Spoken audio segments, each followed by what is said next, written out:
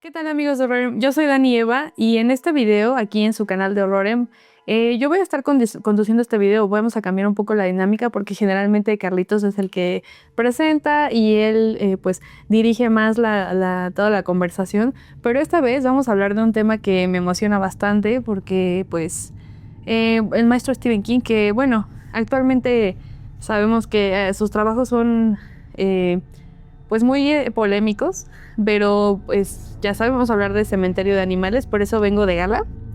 Y pues vamos a platicar de esta comparativa entre la película de 1989 y la del 2019, me parece. Ajá, es del 2019, que es una versión más moderna. Y pues espero que les agrade como que esta comparativa, porque a mí en lo personal, bueno, yo leí el libro y vi las películas y pues vamos a ver qué tal. Y bueno, Carlitos, yo quiero que me cuentes cómo estás primero y cómo te va. Muy bien, Dani, muchas gracias. No, pues muy contento de estar ahora como invitado en nuestro espacio aquí de Horrorem. Y pues justo deseamos desde hace un ratito, ¿no? De qué pasa con esta idea de las adaptaciones. Al final, digo, Stephen King tiene 50,000 adaptaciones. Y aparte, yo creo que una de las cosas padres, que la verdad es que no estoy seguro si sea igual acá en Cementerio de Mascotas, si es que él le haya metido mano, ¿no? Porque ya ves que le gusta mucho como asegurarse de cuál es como el camino que deciden tomar con sus propuestas. Ahora lo de Welcome to Derry, igual ahí como que le estaban como metiendo mucha mano y demás.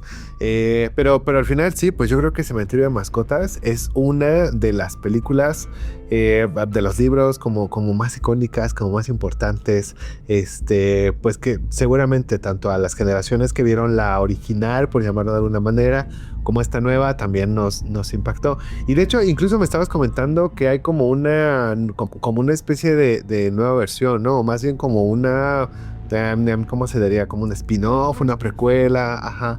Que la verdad es que esa no la conocía. Sí, justo, de hecho le contaba a Carlitos que sí hay una versión ahora de Jude en la que sale Jacob Elordi, y él es esta historia de muchos años antes de que pasara todos estos cementerios de animales. Sí, pues, es una precuela. Entonces, sí le da un toque moderno y está interesante. De hecho, mira, vemos dos diferencias clave en ambas películas. Bueno, por si no los han visto, pues va a haber un poco, vamos a procurar no hacer tantos spoilers, pero pues Poquito. sí, unos poquitos. Pero pues sí, vemos que sí la historia al principio se desarrolla de manera muy similar y luego da un giro totalmente diferente al final, ¿no? Pero bueno, la premisa principal de Cementerio de Animales es precisamente que la familia Creed se muda a una casa en la que en el patio trasero prácticamente hay un cementerio de animales, y en el que pues a un lado está construido más bien un cementerio indio. Uh-huh. Entonces hay rumores de que si entierras a las personas ahí, pues el mal regresa, ¿no? Entonces aquí en esta película vemos que en ambas películas se desarrolla similar, pero luego nos damos cuenta de que sí hay cambios drásticos, y yo creo que más bien es en el estilo también como de que en la primera es más psicológico, más de introspección, más sí hay algo de escenas violentas, pero en la segunda sí es un estilo más como de sangriento y polémico, o sea, más el mal está acechando y más frío, porque bueno, la primera diferencia es que el hijo es el que es la pieza clave en esta historia. Sí, en la primera, ¿no? En la original. En la de 1989. Y en la segunda estamos viendo este cambio en la que es la niña, más bien, la hermana del niño, el que es la pieza clave para desarrollar el mal. Oye, pero ¿en el libro salen ambos niños o es nada más uno de los dos? Sí, de hecho salen ambos niños, y ¿sabes qué me gusta en el libro? Que también ponen un poquito la perspectiva de la niña, desde su lado muy inocente. También Stephen King así narra como desde su perspectiva de cómo ve toda la dinámica con su familia, con su hermanito menor, y sí, pues es obviamente más detallada. Y igual, incluso es más introspectiva todavía más introspectiva que cuando en la película. La actual sí se enfoca más en lo violento y en lo como de sangre, más sangriento. Sí, que justo, o sea, digo, ya tiene un ratito que vi ambas, pero en mi mente, según yo, más bien la clásica es un poquito como más retorcida, ¿no? Como en la dinámica que presenta incluso en el abordaje del personaje niño, y más bien justo como lo dices, ¿no? La que es como mucho más reciente, sí es más gráfica en su violencia, pero quizá no tan, no se anima tanto a esta exploración como tan psicológica, ¿no? De los personajes, lo cual al final creo que también es interesante en una relación como de una apuesta, ¿no? También como con el tipo de público con el que podía estarse relacionando, pero que de todas maneras haya un tiempo considerable en que se decida rehacer esta película y que al final pues también esté impactando, ¿no? Como en un cierto público en particular. Y que de hecho ahorita que estabas como platicando esta parte de la ubicación específica del cementerio, pues me hacía pensar que hay muchas películas como noventeras, ochenteras, que tienen un poco como esta dinámica, ¿no? Incluso estaba pensando en Poltergeist, que pues al final es como esta idea, ¿no? De la modernidad llegando a un cementerio indio, y que pues por eso se sueltan, ¿no? Como esta serie de espíritus. Acá, según yo, no tenemos tanto esta sensación de invasión. Sin embargo, sí hay una ocupación de tierras que en realidad poseen una magia como diferente, ¿no? Que poseen una magia hasta como de otro tiempo. Sí, justo eso, ¿eh? Y creo que me agrada que pues justo que ahora que mencionas esto de la invasión de tierras, pues sí, de hecho, pues hay una carretera prácticamente enfrente de la casa de los Creed. Entonces eso también es como esta comparativa de, acá era un cementerio indio y aquí tienes una zona que ya prácticamente está modernizada. Entonces sí, y también es el hecho de como de jugar con cosas prohibidas. También, jugar mucho con cosas prohibidas, eso sí también me agradó bastante. Y sabías que, o sea, ¿tú qué opinas de también que hayan cambiado toda la narrativa de la película? O sea, ¿sí te gustó que hayan cambiado la pieza clave de esta historia? Pues fíjate que yo siento que ambas tienen lo suyo. Aunque si soy sincero, creo que soy más fan de la primera. Creo que me gusta más la manera en cómo está representada este rollo de esta complejidad y perversidad con el niño, porque me parece que justo uno de los temas que se vuelve de repente un poquito más chocante y un poquito como que te hace sacarte un poquito más de onda, pues es justamente, ¿no? La idea de que sea como un niño pequeño el que está de cierta manera como articulando todo, incluso hasta en este rollo del gato, que creo que el gato de todas maneras en la segunda versión sigue siendo bastante intimidante, bastante atemorizante, aunque me da un poco más de miedo el primero. Sí, creo que los efectos especiales de la primera están como muy tenebrosos y muy oscuros. Ajá. Y también ¿sabes? En el libro, por ejemplo, a mí sí ha sido de los libros que yo he visto que me han dado miedo, o sea, que sí me acuerdo mucho de una parte que no sale en ninguna de las dos películas. No, sí sale. Pero bueno, esta parte en la que narran cómo, porque el papá, Luis, es doctor, es médico. Entonces hay una parte en la que llega un paciente a su consultorio y pues esas sus primeras semanas trabajando y lo atormenta. O sea, o sea, la descripción de toda esta escena sangrienta y de lo perturbador que terminó Luis y de que eso lo persiga, a mí me gusta, me parece muy ingenioso, porque como te decía, esta para mí es la parte introspectiva. Más tiene en la película, pero ya en la segunda igual me gusta porque, bueno, pienso que al final también dan a entender que el mal se está apropiando de todo. También eso está bueno, ese contraste. ¿Tú con cuál de las dos te quedas? ¿Cuál como que dices, esta para mí es así la que está más buena? Oye, a mí me gusta la primera. Yo también soy fan de la primera, pero ¿sabes qué? También me gustó mucho la precuela de Jacob Elordi, me gustó. O sea, es que sí, las dos tienen su estilo y creo que esa era la idea, de que no compitieran en realidad, o sea, como que cada uno tiene su estilo, pero sí, yo creo que la primera me Me da más miedito, porque hasta incluso la atmósfera que le hacen sí es así más oscura. Que fíjate que ese es un tema que he estado escuchando como sobre varias propuestas, que qué tan válido, necesario, indispensable es que de repente las películas solo como que pareciera que se actualizan, pero no hacen verdaderamente como nuevas versiones. Y en realidad me parece que es bastante valiente, interesante, propositivo el que realmente la película sí de una u otra forma busque hacer una separación, ¿no? O sea, aunque sabemos que es la misma historia, la misma base, incluso hasta podría ser en cierta medida el mismo guión, no estamos viendo realmente la misma, ¿no? Que, o sea, pues en teoría, si la película ya se hizo, pues ¿para qué querríamos volverla a ver o para qué querríamos otra versión? Se vuelve innecesaria, pero cuando hay una modificación o cuando hay una actualización, entonces es cuando vale la pena. Y esta que nos comentas de Jacob Elordi, ¿es todavía más nueva o es intermedia? Sí, es más nueva todavía. De hecho, no, la verdad no tengo el año preciso de cuándo salió, pero sí creo que tiene aproximadamente, ¿qué será? Unos 6, 7 años tal vez que salió. No recuerdo exactamente, pero sí, o sea, este personaje de Jude, el vecino que los ayuda, amable, que hasta cierto punto siento que tiene un papel como de Pepe Grillo, por así decirlo, con Luis, que le hayan dado este papel, pues me gusta, porque aparte sí está muy ambientada en 2 años que será 50, por ahí, entonces sí está muy interesante, la verdad. Sí, ¿no la has visto, Carlitos? No, la verdad es que ni siquiera sabía de su existencia. La verdad es que ahorita sí me sorprendió cuando me dijiste la película, dije, órale, no sabía. Digo, y más ligado con la idea de que Cementerio de Mascotas, pues sí es una película que tiene como bastante fama, ¿no? Que es como muy reconocida.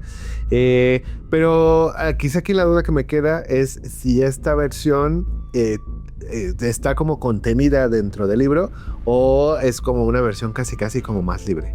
No, es que, mira, sí está contenida de hecho en el libro. O sea, se cuenta, hay una parte en la que yo le habla de este cementerio, porque está pues en duelo, Luis está en duelo y le dices que mira, hay un cementerio en el que se vas y entierras a tu familia, pues pueden revivir. Pero Jude le cuenta que eso pasó cuando él era joven y que todo salió mal. O sea, que sí todo fue un caos. Le contó esta historia de que pues sí salió mal, pero le dijo, bueno, ok, te lo digo porque pues entiendo el dolor, ¿no? Que es perder a un ser querido. Entonces, precisamente de ahí se desprende esta historia en la que ya es lo que cuenta Jude de cuando era joven. Entonces, eso también está pues muy interesante. Y aquí es más como una versión en la que se expande, el mal se expande. Ajá. No es de que solo se queda ahí topa, no, sí se expande. Pero creo que creo que sí en las tres, tanto en el libro como en las dos películas y en la de Jacob Elordi, sí te dan a entender de que el mal se expande, O sea, a mí al final de Cementerio de Animales del libro, a mí me encantó. Porque, no sé, es muy... O sea, sí te lo deja un poquito a la imaginación, pero no te quedas así como de... Y luego, o sea, en realidad sí me gusta que es cíclico, pero te dan a entender que sí, el mal al final está reinando y va a existir. Entonces, yo te recomiendo que veas mucho esta porque sí, se desprende esa historia de ahí. Entonces, sí, muy, muy interesante. O sea, sí me gustó. También como que esta franquicia que han hecho de los libros de Stephen King, Doctor Sueño... que El Resplandor o Welcome to the... me está gustando, o sea, sí está padre, es todo un universo y de verdad yo entiendo, Stephen King sí tiene creo que 59 libros. Sí, pues es que en realidad, o sea, hasta donde yo sé es como considerado, ¿no? Como el gran maestro del terror. Y que justo más bien pareciera como algo muy particular, que todos sus textos, sus libros, sus propuestas están interconectados, ¿no? De una cierta manera. Y que de hecho, pues en realidad, como en todas las grandes propuestas, ni siquiera vemos solamente personajes que respondan netamente a características o elementos humanos, sino que más bien van hacia criterios como, sí, de entidades que están por encima, ¿no? De las características humanas. Y justamente eso era lo que quería como preguntarte.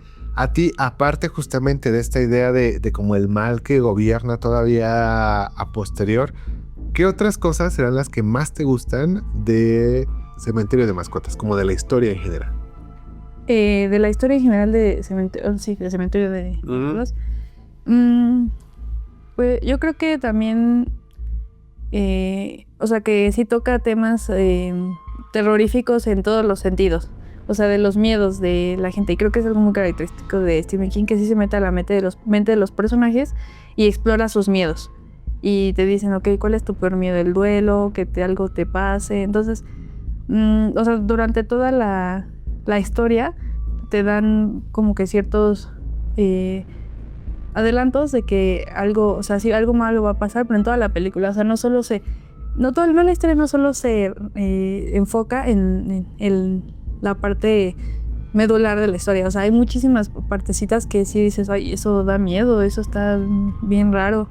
Entonces yo creo que eso me gusta, que sí toca como varios partes, como varios miedos, o sea, se materializa de muchas formas, todo este terror o este mal se materializa de muchas maneras. Yo creo que podría decirse de eso. Y también me gustó mucho que pusieran al gato como, o sea, como un elemento así clave. Eso me gustó porque, sí. Sí, que se acaba convirtiendo al final de cuentas en también un personaje, ¿no? O sea, acaba integrándose como dentro de la dinámica. A lo mejor no tiene diálogos, a lo mejor no es... Bueno, sí es parte de la familia, pero no está como en la misma línea.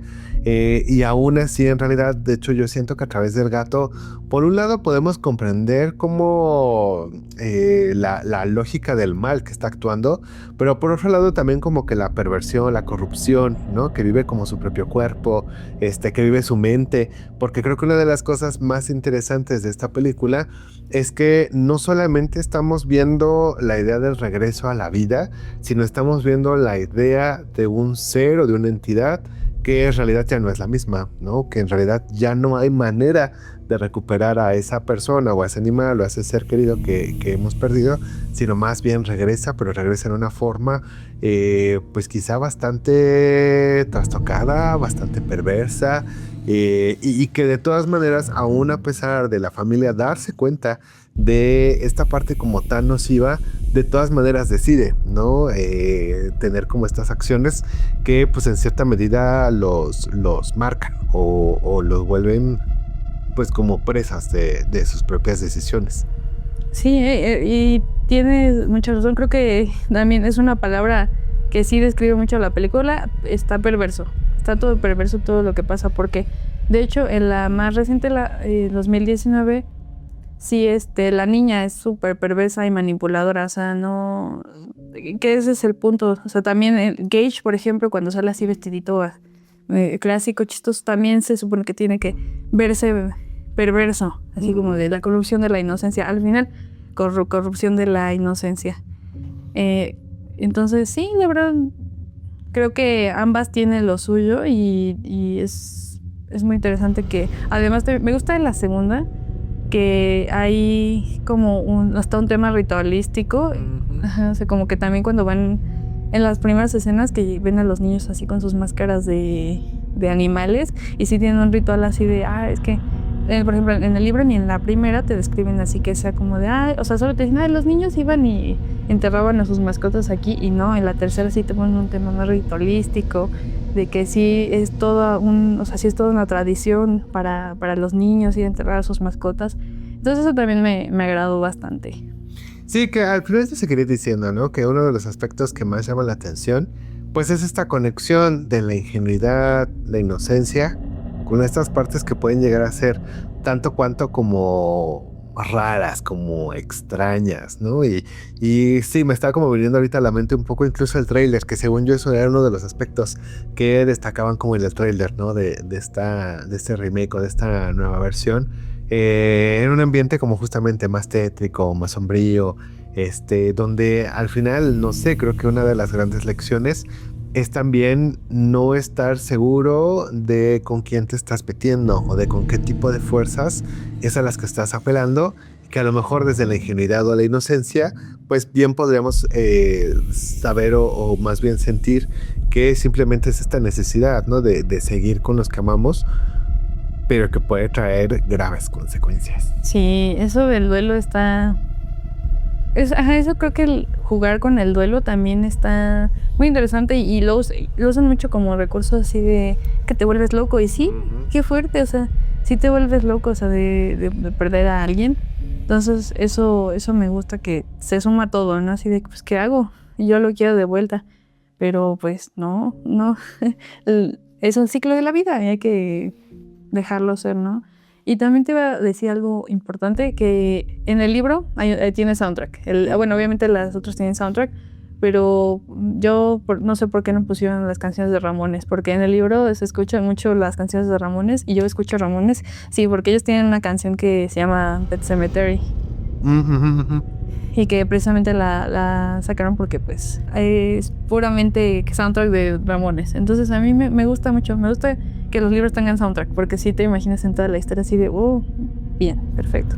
Pues quién sabe, a lo mejor, no sé, se me ocurre pensar que hubo ahí un tema de derechos, que hubo ahí como alguna problemática específica para poder pues realmente incluirlo. Sí. Pero fíjate, no lo sabía. Que eso incluso es pensar como ya en una dimensión un poquito todavía como más compleja, ¿no? Como más interesante de cómo generar un criterio más de ambientación, de inmersión. Que estoy tratando de recordar la canción porque sí, ahora que lo dijiste dije, claro, sí recuerdo haberla escuchado, pero no me viene exactamente como la música a la cabeza. Pero entonces cuando tú leíste el libro, sí tenías como, pues sí, como esta referencia sonora, o estabas así como conectando la parte de la música con lo que veías, bueno, más bien con lo que leías. Sí, la verdad es que sí. Me gustó bastante que pusieran las canciones, te decían específicamente qué canción. Entonces, sí, yo sí tenía esa conexión como con la música. Decía, bueno, a ver, vamos a escucharla y ya luego leer otro poco, ¿no? Para saber de lo que hablan. Eso, me gusta que esa referencia. Y más bien en las otras dos películas es más como banda sonora, pero pues cinematográfica, más cinematográfica, claro. Me te iba a preguntar, Carlitos, entonces hablando de esto, de las películas que tienen sus remakes y de que se esperaría de, es que pues es mejor esta versión que esta, yo creo que también muchas veces no nos damos cuenta de que hay versiones derivadas, ¿no? Y no tiene por qué ser igual. ¿Tú qué opinas de eso? ¿Te gustan a ti los remakes o dices no? Fíjate que no sé, es una pregunta interesante porque creo que hay algunos de los que te diría sí me gustan un montón, hay otros de los que te diría no, mejor no lo hubieran hecho porque qué cosa más horrible. No sé, creo que a veces depende mucho del lugar o de la visión o de la versión desde donde se está haciendo. Yo creo que hay propuestas que son tan complejas y siempre son como tan grandes que permiten, ¿no? Que se puedan retrabajar y retrabajar y retrabajar y que de todas maneras sigan dando muchas cosas. Y hay otras que de repente, pues como que no se sabe bien de dónde agarrarse, no se sabe bien de dónde como que trabajar estos elementos y como que se pierden.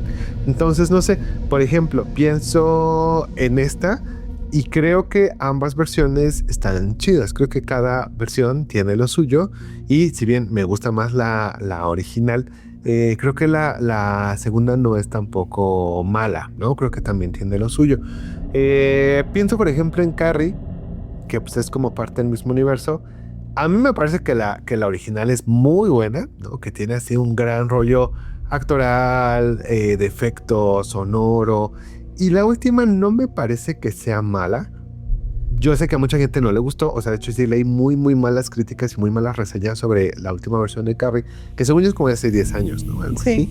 Y que vale la pena decir que creo que también ya se va a hacer una serie o ya se está produciendo una serie. Pero creo que el problema o la situación fue que trataron de modernizar demasiado a Carrie, ¿no? Que de esta historia que sí está muy asentada en una época, en un contexto, en una forma de pensamiento, tratando de llevar a Carrie White hacia una lógica como mucho más del presente. Y no es que esté mal, pero como que no funciona tanto, ¿no? Como que se echa a perder un poco la historia porque ya no tiene tanto sentido contextual, o de repente como que se rompe un poco la lógica del sentido que habíamos visto en la primera propuesta. Entonces yo creo que ahí es donde vale la pena como pensar qué tanto el remake en cierta medida aporta. Yo creo que sí, básicamente lo que vamos a buscar es ver la misma película vuelvo a lo mismo, no sé, ¿no? Me parece que pues ya está de más y ya tenemos una, porque queremos otra. Pero que sí podemos aportar algo, alguna relectura, algún cambio, o incluso simplemente cambiar como el punto de vista o abordarlo desde otro lugar, está bien, o sea, vale la pena. Siempre me he negado a ver live action, por ejemplo. Los live action no soy muy fan. Y creo que es porque les pasa lo primero, que la mayoría hace ahí como un juego muy raro, ¿no? Con lo que es la historia. Pues Sí. no sé. Sí, estoy de acuerdo. La verdad, live action, abajo del live action, porque bueno, el live action que sí me gusta es Scooby-Doo y es diferente también. Sí, Incluso, sí. Y sí, pues, Carlitos. Que sabías, perdón, No. que de hecho van a volver a hacer otra versión de Scooby-Doo. Ay, no me acuerdo quién ya estaba seleccionado para el papel de Fred. Es igual así, de estos chavitos que están dando como mucho de qué hablar en Hollywood.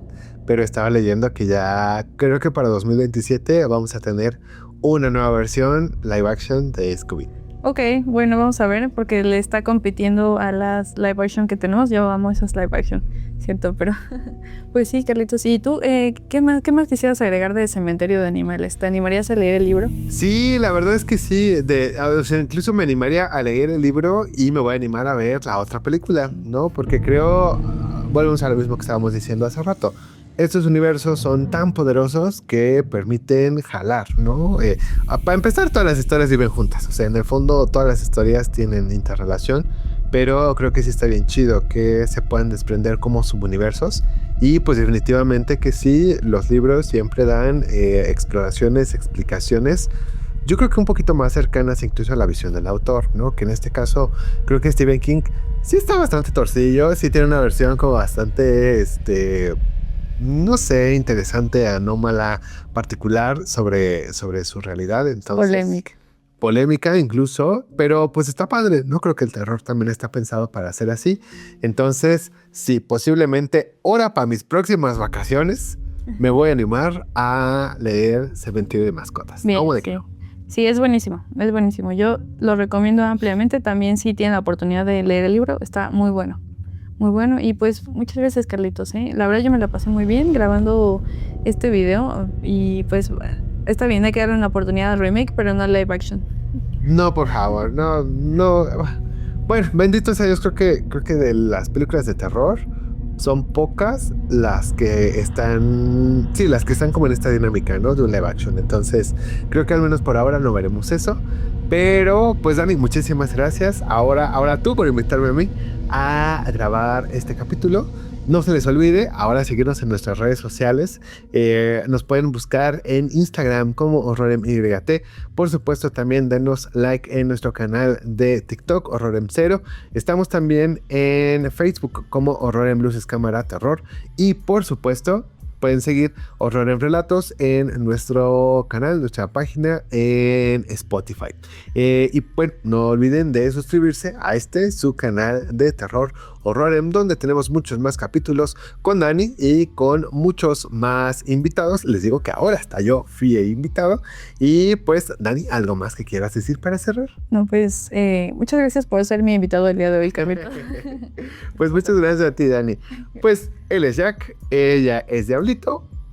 A Nosferatu. Tenemos a Nosferatu, tenemos al perrito. ¿A quién más tenemos? Que ahora ya no tenemos más invitados.